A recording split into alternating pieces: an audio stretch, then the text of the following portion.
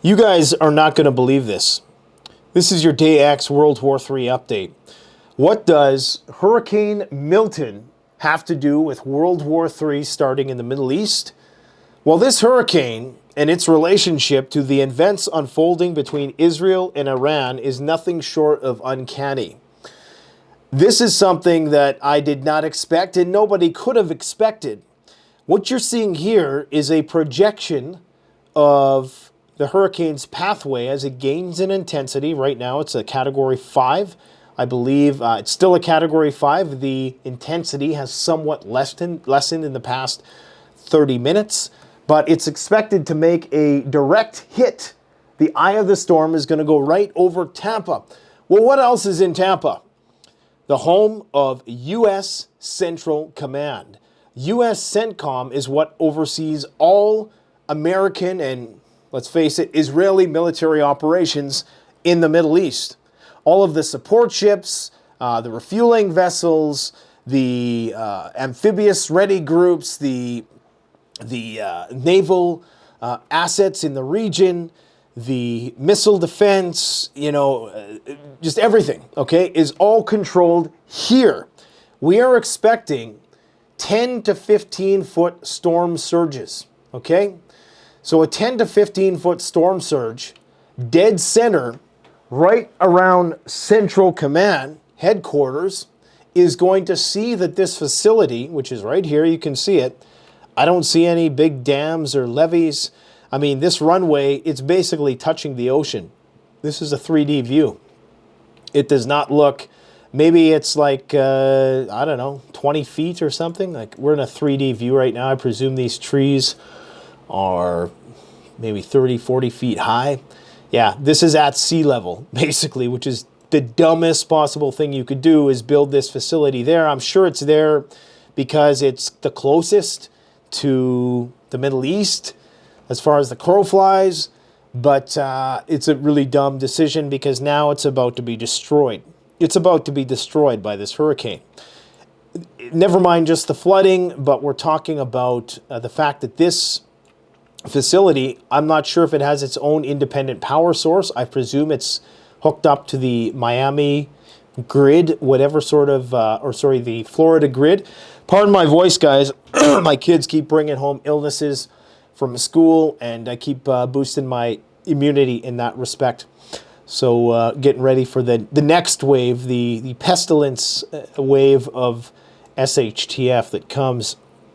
But this is insane. So this whole facility is likely going underwater. They got, military storage facilities, ammunition depots, bunkers, which I presume are going to be flooded out.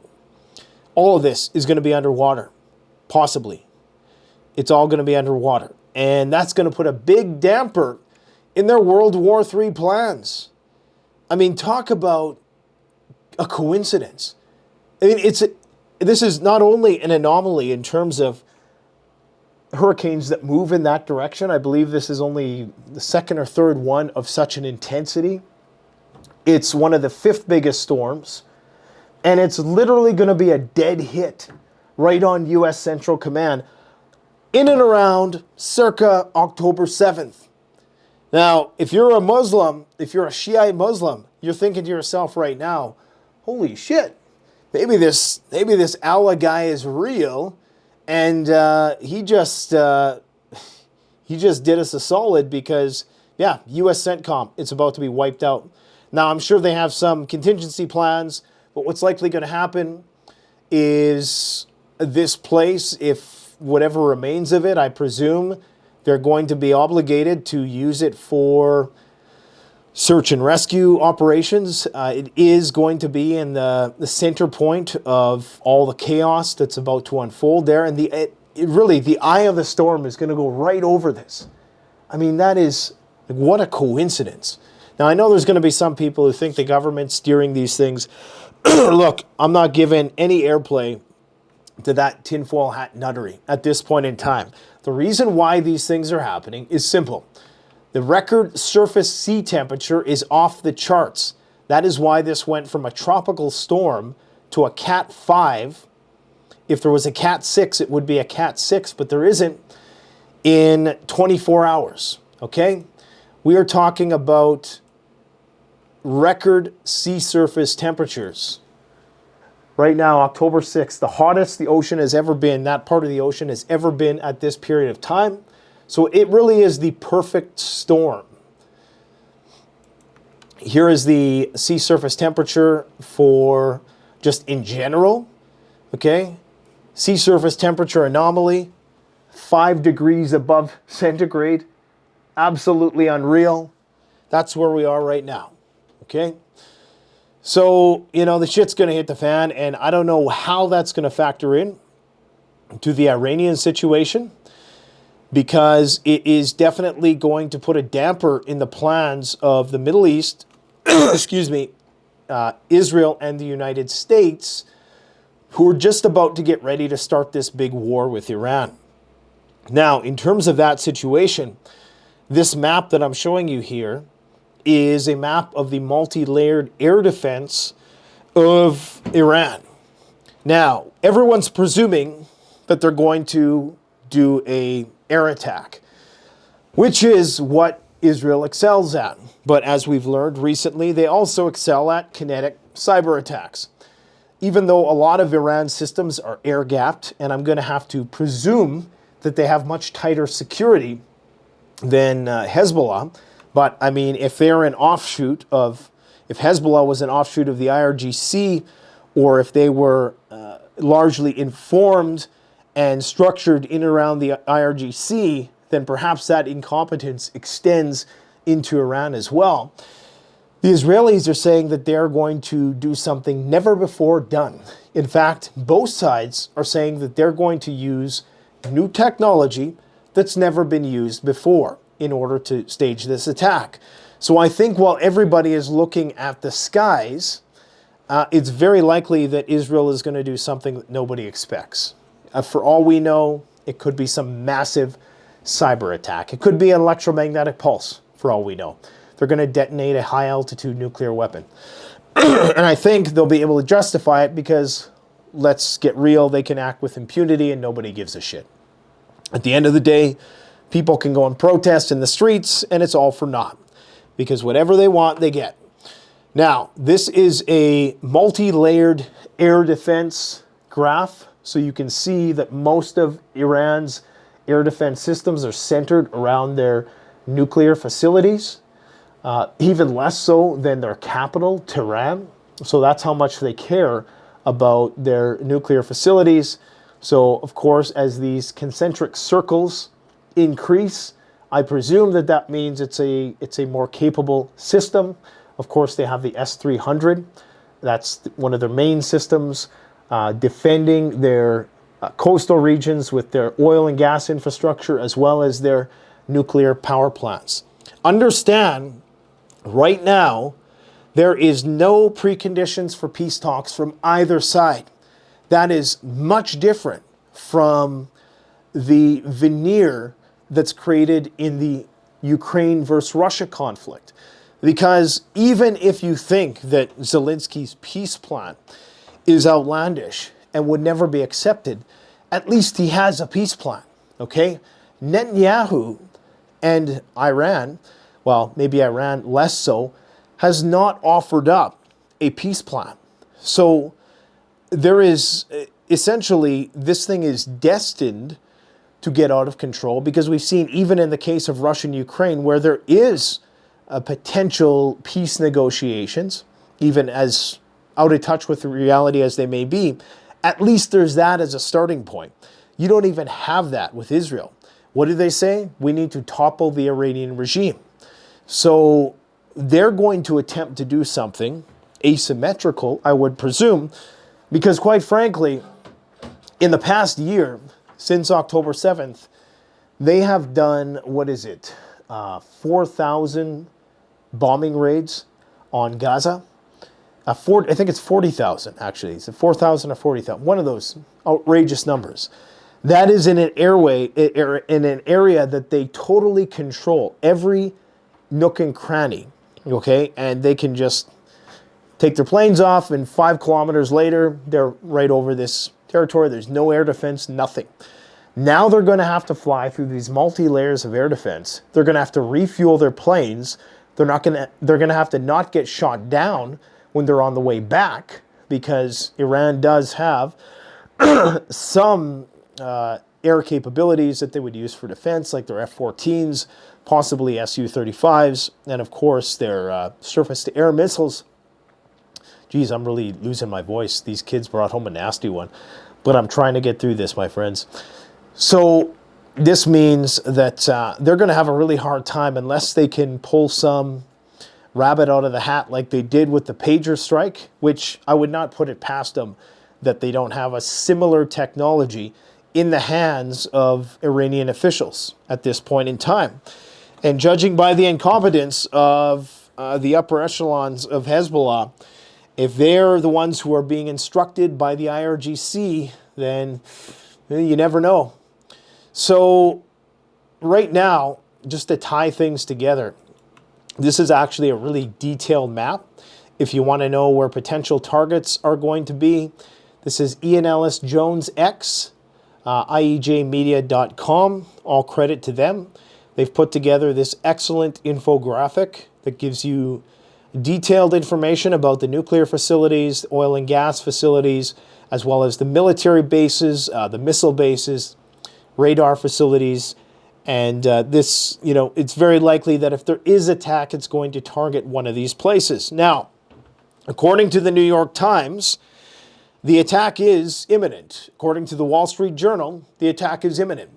Now, Israel tends to not telegraph their attacks. So over the weekend, when everybody was expecting Israel to attack, I think I floated my most recent video that this could have been done to induce readiness fatigue.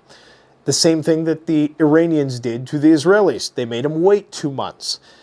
In fact, Israel is so preoccupied right now in southern Lebanon, some people are saying that they're getting ready to do an amphibious landing there, that they may just postpone this for a while now. And now with CENTCOM about to be wiped out, I don't even know if this plan is going to see the light of day for months.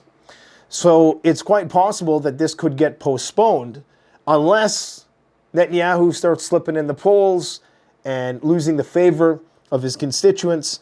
Then he may well do something provocative. But at least now they have the justification to go to war with Iran whenever they want. But the idea that they're going to be able to split themselves between what's going on in Lebanon and Iran, those two things don't really make sense. So it could just be that they are trying to keep Iran on the back foot with this psychological operation. Oh, we're going to attack in the next day or so. And you'll notice that it's all Western media who's saying this. So as far as we know, yes, the Iranians are on a high state of alert. They are on one of the highest states of alert, in fact. They have their missile defense being rolled out all throughout the country. And they're ready for an attack. I mean, they probably have been since October 7th, but in a much higher state now. And now that there's been this rallying cry by the Ayatollah, they're about to sign a defensive pact between Iran, Syria, Yemen, Iraq, Hezbollah, Hamas, and other various factions. They're going to draft a bill to create a military alliance.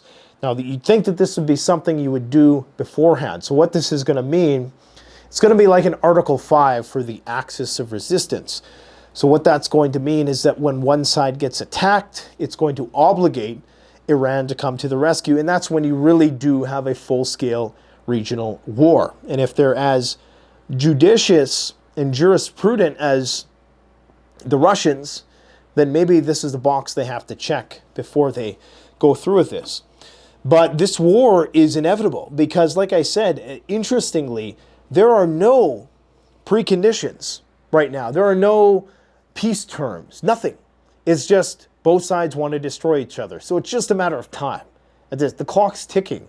Iran's going to get nukes, or Israel's going to stop them from getting nukes. Once Iran gets nukes, and no, I can confirm with 100% certainty that the earthquake that took place in Iran the other day was not a nuke.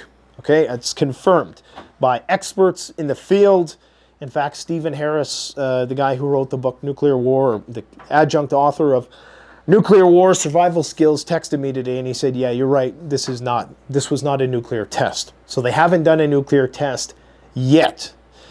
If and when Iran comes out, it's not going to be a test, because they're going to have to come out and they're going to have to say, look, we have 10 nukes at least.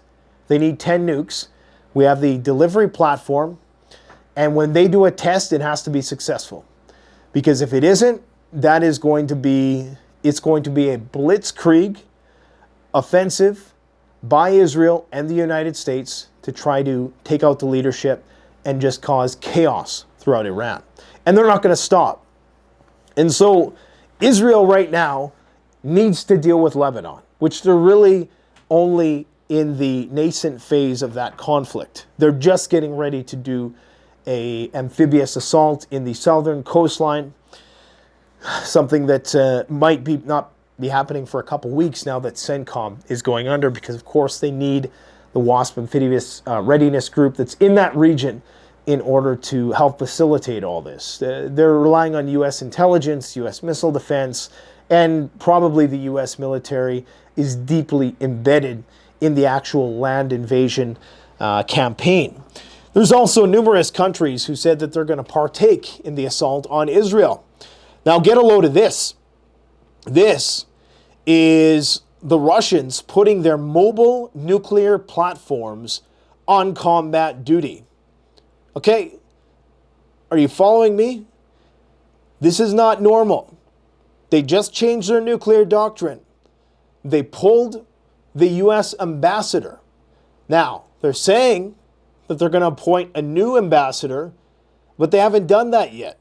Usually, you don't just leave this limbo period where you don't have any representation, unless they're just saying this to kind of manage public panic. Because as of right now, they are putting their YARS systems, their mobile nuclear ICBM platforms, on combat duty. That means they're rolling around. Remember, there's no more nuclear treaties. There's no more obligation for them to tell the United States where these things are. And quite frankly, even if they told the United States where they were, it's going to take 30 minutes or at least 15 minutes for the U.S. to try to take these things out with a nuke. Now, some people say the U.S. will actually use conventional weaponry against these things, and that's a possibility. We're going to be doing a video on that soon. So even if they're moving, they're tracked by technology that we have, satellites. Nonetheless, this is very concerning. This is a massive escalation. Again, they're just doing it piecemeal. It makes you wonder, if everything is quiet, if the Russians are winning, why introduce the nuclear doctrine? Why put all of your mobile platforms on combat duty? Why pull your ambassador? Things are not going good on the Russian front. Remember when the Russian ambassador told all the Israelis to come back to Russia? Guys, shit is going down. I told you months ago that Iran was going to respond. And everybody's like, well, I guess it's a big nothing burger. Nothing ever happens. 2 months later, the mother of all missile salvos. Okay? So the same thing is going to happen. We know this war is coming. It's coming. Like, it's 100% guaranteed. Maybe if there was some, conditions for talks. But even where you have that between Russia and the Ukraine, you're not getting any progress. So what makes us think we're going to have any progress if there is no conditions whatsoever for peace? So it's just a crazy situation, and it's incredible how these two events are dovetailing.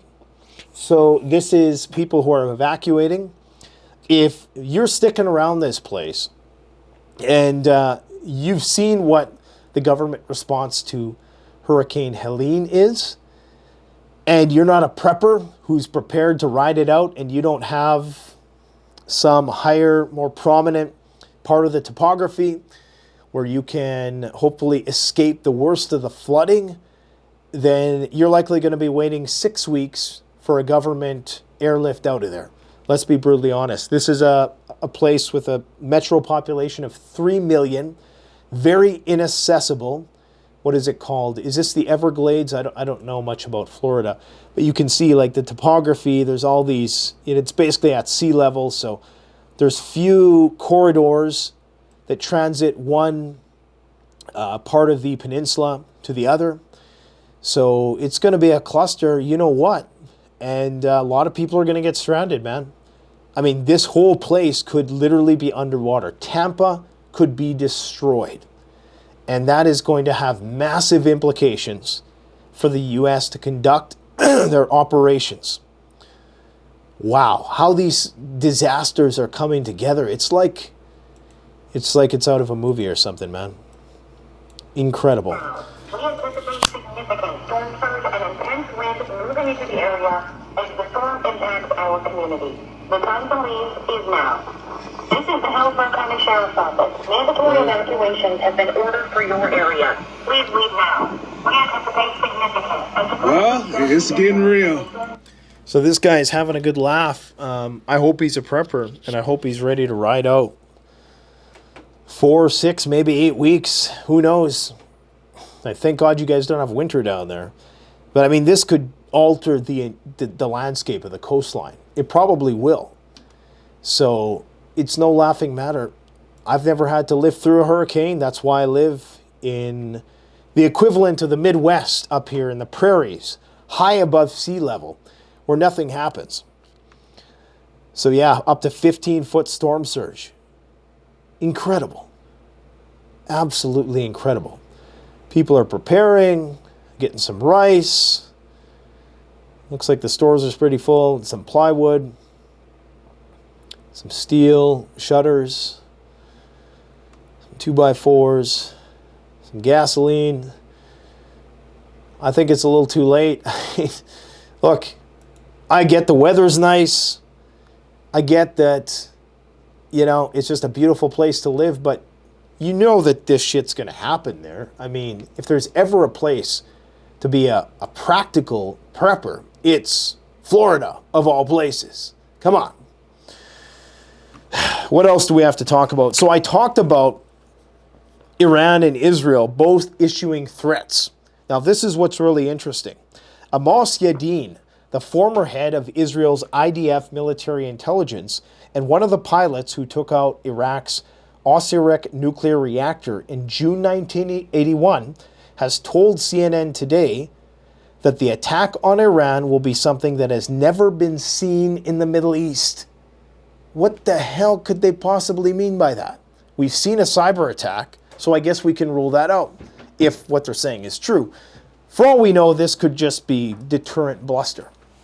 This could just be them conducting a psychological operation on the Iranians to get them looking over their shoulder and perhaps not keeping their eyes on the skies. Something that has never been seen in the Middle East. I mean, are we talking about some sort of new drone technology? Are we talking about laser tech? Are we talking about an electromagnetic pulse, high altitude nuke? Who knows? I'm going to have to go and look at Chariots of Fire exercise, because that's the exercise where they actually simulated the attack, and that only took place 2 years ago, which tells you that this was their plan all along. And now that Iran is on the edge of being a nuclear threshold state and teasing this idea of getting nuclear weapons, it's a matter of time. And now you have the election coming. So if their plan, Netanyahu's plan, was to start a war before the election, now there might be major setbacks. It depends on how much this facility of U.S. CENTCOM is actually integral to the operations in the Middle East. I would presume it's very important. Probably not a good, when you know that hurricanes pass through this region every year, I don't know, it just doesn't make sense. Deputy Speaker of the Iranian Parliament said in the next possible attacks by Iran, a new type of defense technology will be unveiled. So who knows what they mean? They're saying defense technology, which could really be twisted to mean offense technology, right? London is saying that they're going to partake. They're considering the possibility of limited participation in a massive strike in Iran. And I would say that once the dominoes start falling, once the Israelis start attacking, it's going to be unrelenting. It's going to be just like what we're seeing in Lebanon. They're not going to stop. It didn't end with the pager. It didn't end with the decapitation strike. They moved it into a ground operation. They started bombing deeper and deeper into the country. It's going to be a blitzkrieg, a modern day blitzkrieg. And so this means that the Iranians are going to be in a position where they either lose it, use it, or lose it. Like I'm losing it because of this head cold and this chest cold, but trying to keep it together here. So yeah, it's in a situation like this, if you're the Iranians, there's something that Vladimir Putin is known for saying, and that's that if there's going to be a fight, he says 50 years ago, Leningrad Street taught me one rule. If a fight is inevitable, you need to strike first. And the Iranians must be thinking this. Are we just going to be sitting ducks for whatever sort of plans that the Israelis are getting ready to hatch? Or are we going to preempt this strike by maybe taking out all of their air bases, taking out all of the U.S. military bases in the region, taking out all the Gulf states' infrastructure and military infrastructure? Just preempt it, set them back at least. Of course, the Israelis and the U.S. would inevitably rebuild and come back to attack you, but perhaps that would buy them time to become a nuclear state, because if they can get to the nuclear state, at least their own sovereignty is less at risk, so long as they can avoid a civil war from starting. They can still engage in a proxy war because, of course, we're currently engaged in a more than proxy war with the biggest nuclear power on Earth, and that's not stopping us. So the idea that just that Iran gets nuclear weapons and we're going to not mess with them anymore is ludicrous. We still will. In fact, probably more so, because 10 nukes is only 10 nukes, right? Yes, it's enough to destroy Israel, but it's also a way for them to usher in a lot of other bad shit as well that I'll probably do another dedicated video on, because right now I'm losing my voice. Putin is about to meet with Pezeshkian, that's the new Iranian president. He's going to meet them on Friday. So I'm presuming that if anything big goes down, you never know with the Israelis. Maybe it's going to go down that day. Maybe it's going to happen right now at the time of making this video. Let me just check to see if there's anything new in the news. I don't think there is. I think everybody's quite fixated on the hurricane and this election bullshit. Nothing new there yet. According to the U.S., they've reportedly cautioned Israel that a strike on Iran's nuclear facilities could lead to Iran withdrawing from the Nuclear Non-Proliferation Treaty. But if that's true, if the Israelis can set them back another 10 years, then I'm guessing that they're going to seize on that opportunity. The question is, are they going to be able to get through Iran's multi-layered air defense with the limited amount of planes they have? As I indicated, this Russian putting launchers on standby thing is incredibly concerning. Okay, they've sent Yar's nuclear missile launchers on patrol routes as part of military exercises, signaling a commitment to its nuclear deterrence strategy, which of course has recently been revived. The move is seen as a way to enhance the survivability of these mobile launchers against potential preemptive strikes. So, I mean, we're there. We're literally right before the missiles launch. These are live nuclear weapons, people. Prepare now. Prepare now. I know people are getting preparedness fatigue, but when the shit hits the fan, you'll be saying to yourself, man, I should have prepared 3, 4, 10 times as much. These systems have a 16,000 kilometer capability and designed to carry multiple independent warheads. So there's going to be redundancy there, and impossible to shoot these things down. Impossible. Maybe you're going to get lucky with a system like the Israeli Arrow system and shoot down 1 or 2 out of 100. But even that, I think the U.S. has something like 50 interceptors to take out Russia's 1,000 nukes. Not saying that they're not going to get destroyed, but and if you think that things are cooling down on the Russian front, this is Crimea. This is an oil refinery in Crimea. So Ukrainian drone strikes continue to batter Russia's oil industry. What else do we got going on here? Oh, this is kind of pathetic. You got the usual suspects. Why is it always these two? Blumenthal, Lindsey Graham, with their nose burrowed deep into Netanyahu's ass. The most obsequious display of groveling that I've ever seen. Like, just you could tell by the body language here.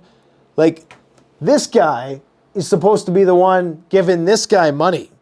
But it's like this guy is the boss of this guy. What the hell's going on, man?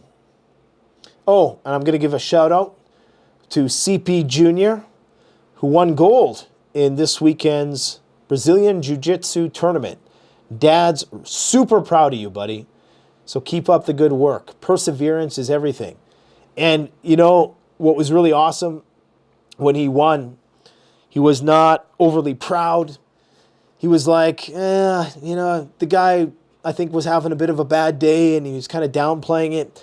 Very humble. And I was like, you know what, man? That's the mindset of a winner, is to never let it go to your head and to always be hungry for more. Always be hungry for more. Never going to stop till we're chilling at the top. That's our motto. Brace yourselves. It's going to be an interesting week. Thanks for watching. Don't forget to like, comment, subscribe. And if you want to support the channel, CanadianPreparedness.com, coupon code, limited coupon code. We're running out of inventory. WW3 Survival for 13% off everything. Get it now. If you're ordering sandbags now to get to Florida, they ain't going to get there in time. You should have did that a long time ago, but it's never too late to stock up on sandbags and the thousands of other products that we warehouse. Stay safe, everybody. And if you're in Tampa and you don't have a preparedness plan for 4 to 6 weeks, you need to get the hell out of Dodge some way, somehow.